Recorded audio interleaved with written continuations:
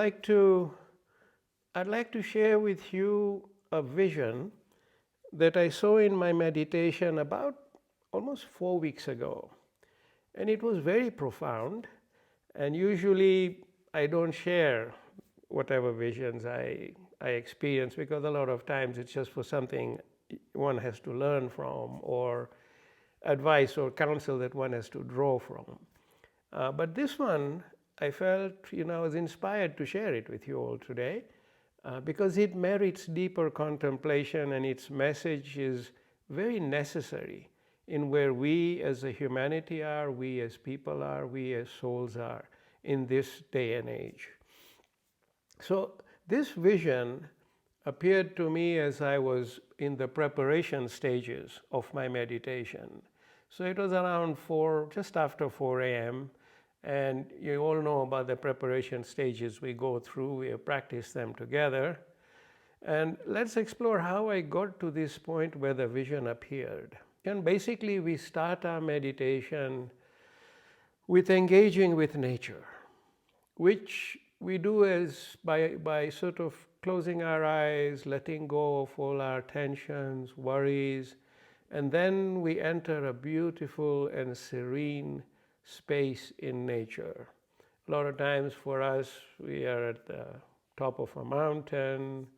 There's snow-capped peaks all around us. The grass is green, morning sun shining away, sky is blue, birds in the sky. There's a lake of crystal clear water in front of us, sparkling in the sunrise. There's dewdrops sparkling on the grass. We are in this very, very beautiful, serene setting. And we connect with its art, with its spirit, and with its vibrance. So this step, this very first step, elevates us in our spirit in preparation of the journey ahead.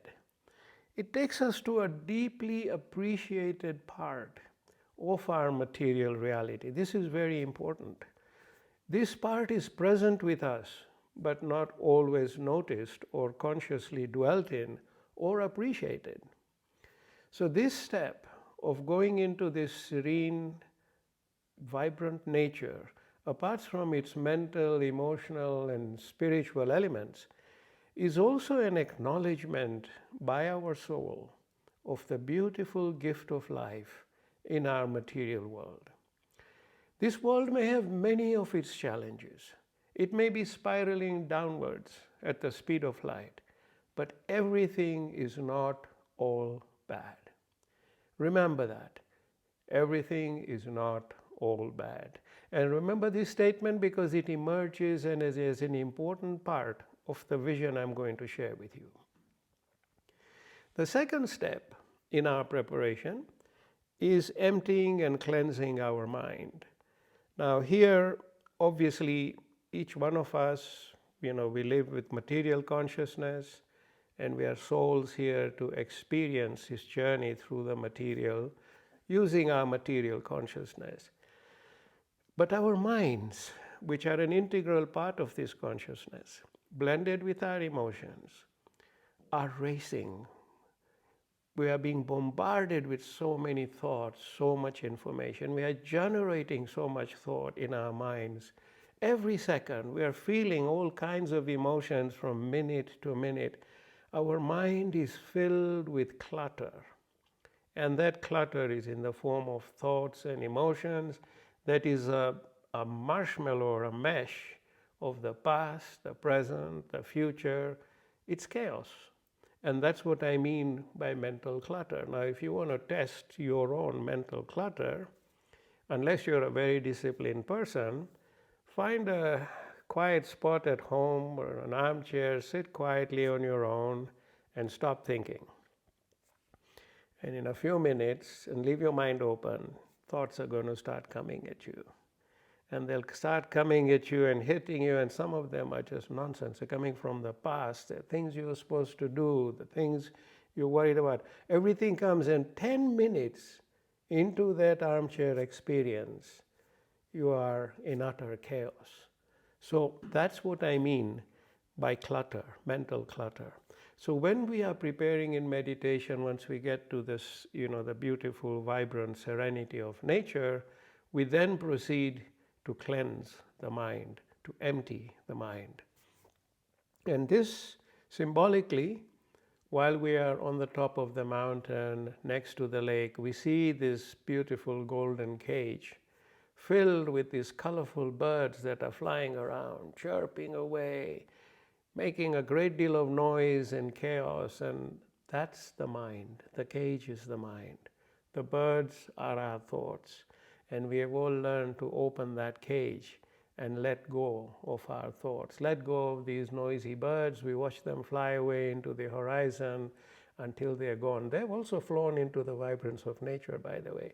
So you've let go of all your thoughts, because you will meet them again when you finish your meditation, but they're gone for now.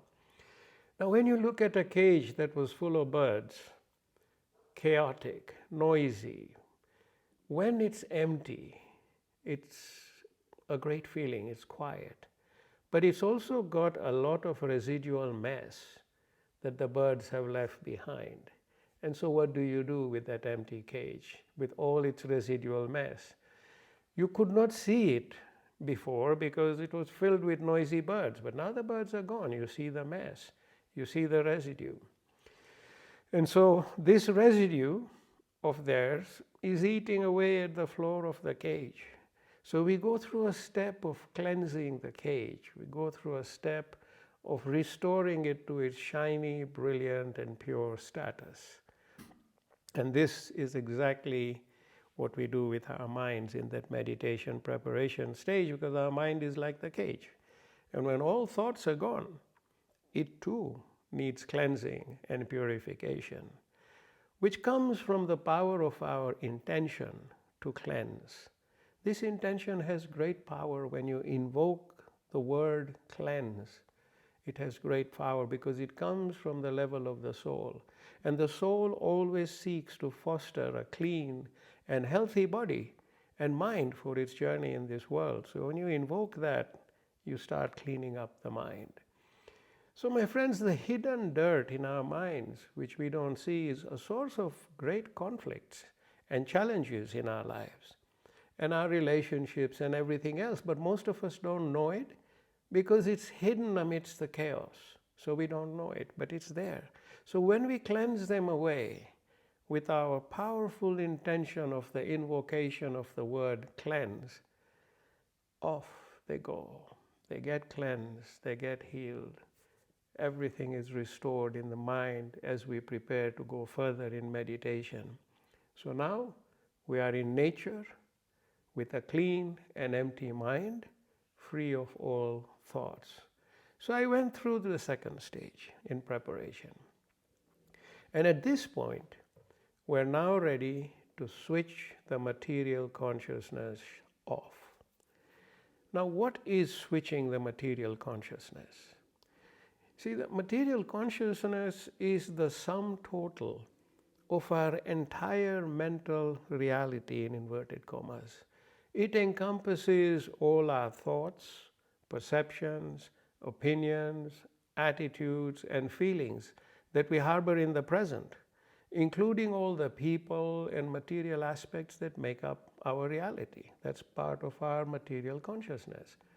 It also encompasses all our memories of the past, embedded with a myriad of emotions, happy, sad, indifferent, and more. And then it also encompasses all our worries, anxieties, expectations of the future, and more. So my dear friends, we are all our material consciousness in this world. So this material consciousness defines the reality that you and I and all of us know about our lives. It is like a hard drive that embodies everything, every experience of our material life, everything that we are. Now, at the end of this life, when this hard drive is downloaded, it reveals our entire complex journey through the material realm. It also shows up in our dying moment, actually, like a flash. Everything, 70 years compressed in a second. But when you see this in 1 second, you know it, for it is the material you.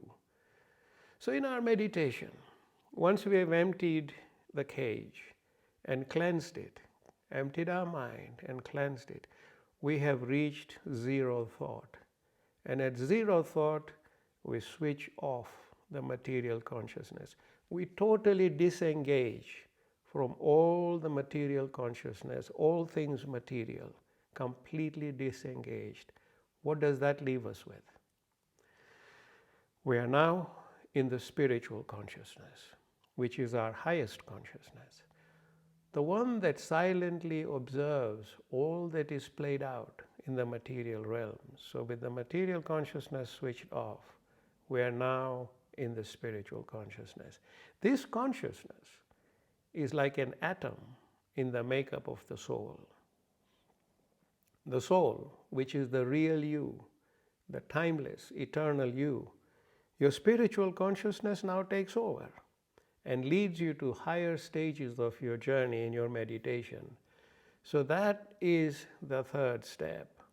And then, of course, we go to the fourth step, which is stillness, the fifth step, which is silence, the sixth step, which is entering oneness, and then in the seventh step, when we are completely ready and focused, we engage in what is called linkage, where we invoke the name of our Creator, the name that we truly believe to be our source, and then we flow forward in our meditation. So I got to this, finishing this third step. Now, the steps 4, 5, 6, and 7, we can discuss them later in another session, but they are all covered in the original meditation masterclass videos, which are on our YouTube channel. So I'd finished this third step when the vision appeared. Just as I switched off my material consciousness, like I do every day, when I do it every day, generally, it disappears. The minute I switch it off, it's gone. There is nothing material in my reality at that moment. It is no longer present in any corner of my reality. This is what happens normally. However, on the day I saw the vision, I noticed that instead of disappearing like it usually does, my material consciousness remained near me, not within me. It was detached, but it was next to me. So I was wondering why. And then, as I looked at it, I saw it transform into a dark ball, like the yolk of an egg. It was a black yolk. I recognized that this black yolk was filled with a lot of negativity. As much as I hate to use the word, there was a lot of evil present in this dark yolk. This darkness embodied a lot, so much pain and anguish, absence of hope that remained buried under the darkness. I saw this yolk in our world order, what it has become now. When we grew up, we thought we had a world order, we thought we stood up for what was right. It's all gone, nothing standing there. That's why we go back to the ethics of our faith, and that's our world order for each one of us. But I saw this completely contaminated world order, conflicting sets of hypocritic interpretations. I saw the leaders of our world all groveling. It's all there in this dark yolk. The yolk projected a lot of what we see in our world with wars, genocides, all going on, which we as humans permit to happen before our eyes, powerless eyes. So there was so much hatred between peoples, racism, fear, intolerance, greed, etc. I was so glad to be detached from this dark yolk in that moment. But then something very profound happened. As I stood, anchored in my spiritual consciousness, I saw a stream of light flowing from my feet towards the yolk. It looked just like how lava flows in a little stream, giving off all this light. But this light was gentle, loving, and peaceful. But it was flowing from my feet towards this black yoke. And then, as it flowed towards the black yoke, my stream of light was met by many, many other streams of light, which came from everywhere. And they all merged to form a river of light. This river was beautiful, powerful, and it was a humbling sight. It was really a humbling sight. And I watched all this in awe and gratitude. The river of light flowed with absolute fluidity and no restriction whatsoever towards the dark yoke. When it reached the yoke, it started circling around the yoke, engulfing it completely, and the layer of light around the yoke grew thicker and thicker, fully embodying the dark yoke in its center. It was exactly how the white of an egg surrounds and contains the yellow yolk. So here I am, really amazed, and now all the darkness was completely sealed by the river of light. The yolk was firmly contained in its bosom. It was a remarkable sight. Then something very unusual followed next. The light slowly began to permeate into the darkness of the yolk via thin little threads that resembled the roots of a seedling, very tender, thin little threads penetrating the darkness. And these roots kept spreading in the darkness, and all I could see now was the yolk becoming like a web in which there was light with little strands of darkness all around it. And then finally, as the light spread, there was no more darkness left. There was no more dark yolk. It was completely absorbed by this light and diminished by this light. I felt such a sense of relief. The darkness was gone, all of it. Everything around me now was light. The river of light actually spread its light like a halo that stretched into the universe, and there I was in the midst of this halo of light, right in its midst. So I was now ready to move on in my meditation to stillness, silence, oneness, and linkage. And this vision had given me an amazing amount of strength and hope at what I had just seen. And I was now ready to seek to connect with my sublime source, my creator, my origin. And I use the word seek to connect because that connection is not ours to make. It comes purely as a blessing for the seekers. So there I was, present and ready. Now, when I completed my meditation that day, I was inspired to share this vision with you all, my dear friends. Now, what does this vision mean? Let us contemplate it further for a few moments.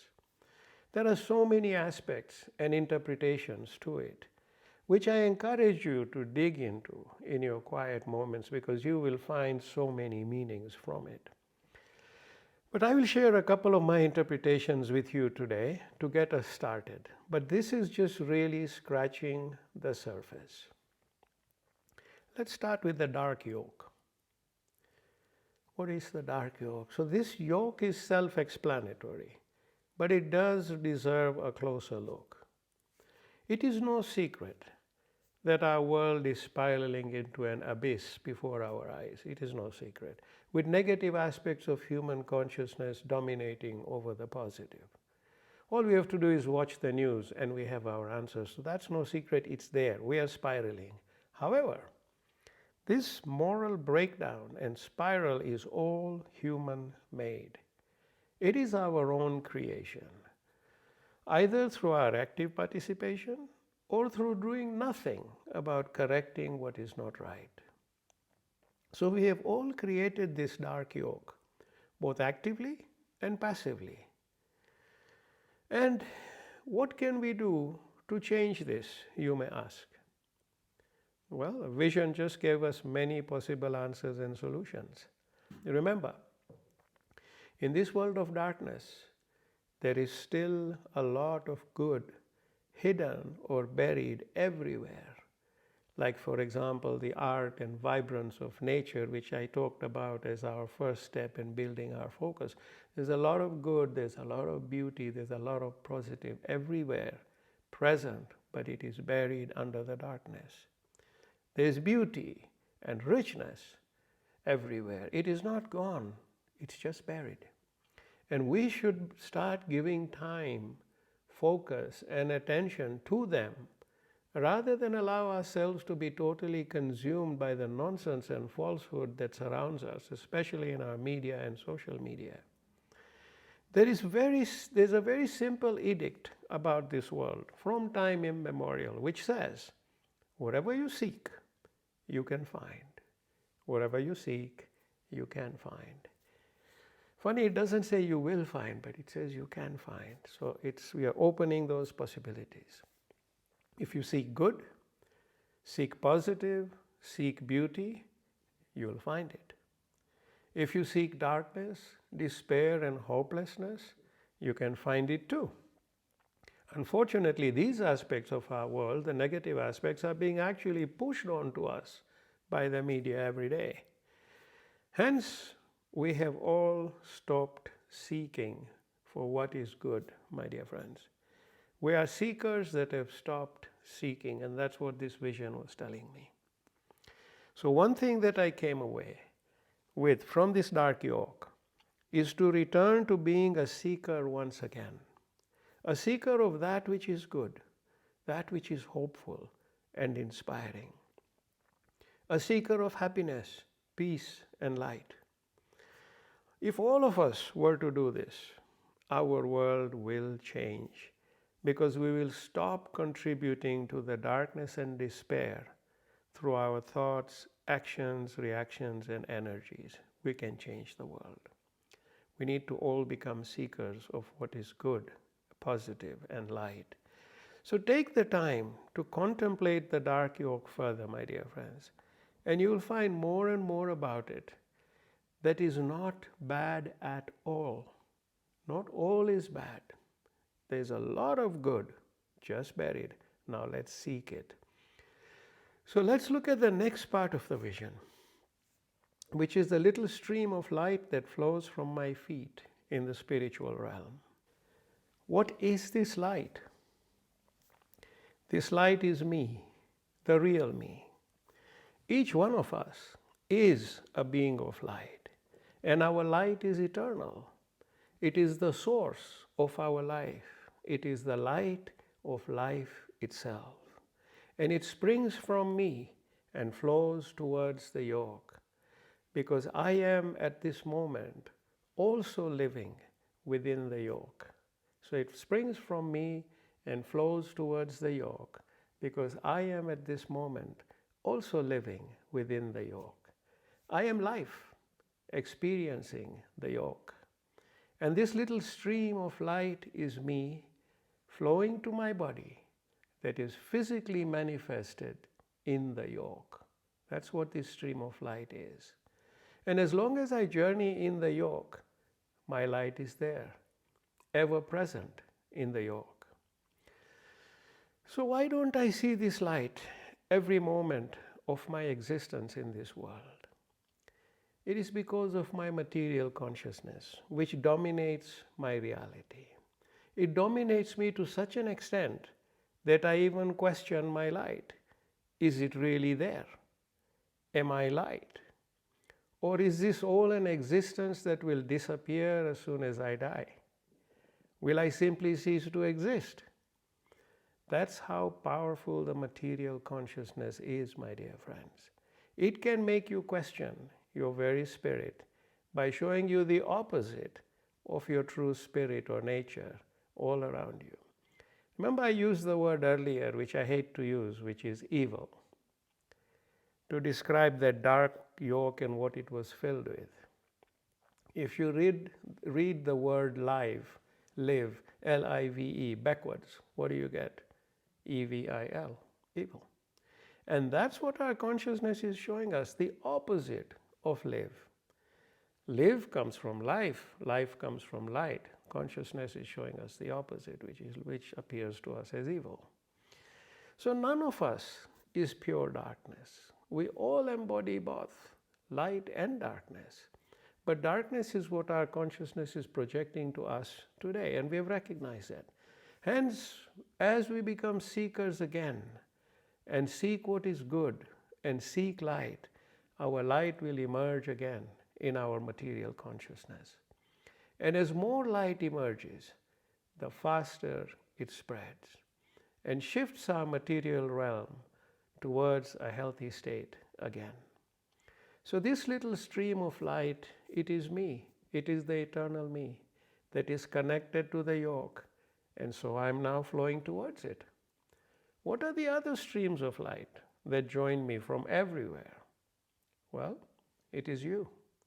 It is all our fellow creation. So we now understand a bit more about the dark yoke, the stream of light, and how it becomes the river of light. So these little streams are us all, and we come together because we are all sharing this material experience, all creation, and all our streams of light are coming into the yoke. So we understand the dark yoke, we understand the stream of light a bit, and how it becomes a river of light. So now, why does this river of light first engulf the dark yoke? Why doesn't it just break through? Because presently, all of us, bearers of the light, are immersed in this darkness, all of us. And remember, we call it river of light because it flows like water. One of the fundamental principles of a river of water is that it never flows directly into an obstacle. Like a rock, for example, it will flow past the rock, it will surround the rock. And that's what the river of light is doing, surrounding the dark yoke, which is filled with obstacles. And after surrounding the yoke, how does the light manage to penetrate the yoke through those seedling roots and tentacles? What are they? What is it that allows the light to penetrate and go through? Remember I said earlier that not everything in our world is bad. Not everything in our material consciousness is bad. Well, it is these elements that are good, that live like little capillaries and pockets in the darkness, in which they've been covered or hidden. It is these pockets and capillaries which are present, always present, even if we don't see them. And since they're positive, they allow, and a reflection of our true selves, they allow the light to flow into them because they are part of the light. And so these elements of good in our world allow the light to fill them fully with no resistance because there are no obstacles. This is why I say, my dear friends, let us become seekers of the positive and good. And as these pockets and capillaries of the good and positive become filled with light, they will slowly break into the rest of the darkness and reduce it to the little strands of what look like a web. And in keeping with the edict of what life says, what you seek, you can find. As more of us seek good, the power of our light will fill all the voids and dissolve all the residues of darkness, leaving behind pure light. Nothing but pure light. And that's what the vision showed me, shows us. Seek what is positive and good in the material world, actively and consciously. Open and expand those capillaries and pockets amidst the darkness. And use the power of your light and intentions from your spiritual consciousness to, number one, engulf the darkness like the river, infiltrate the darkness like those rootlets and tentacles, and dissolve it away completely, and restore the material consciousness back to light. And my dear friends, we can all do this by becoming seekers in the material plane, and through meditation become seekers in the spiritual plane. And it is us seekers together that will change this world for the better forever. And this is what I recognize through the vision. And it also confirmed to me that all the work we have done over the years with Shift, where we go to different parts of the world and we meditate and we seek to shift human consciousness, we are all getting together with our little streams of light and going in and infiltrating the yoke. And we've been doing this for years, but this vision once again confirmed to me that continue to do so from wherever you are, continue to do so.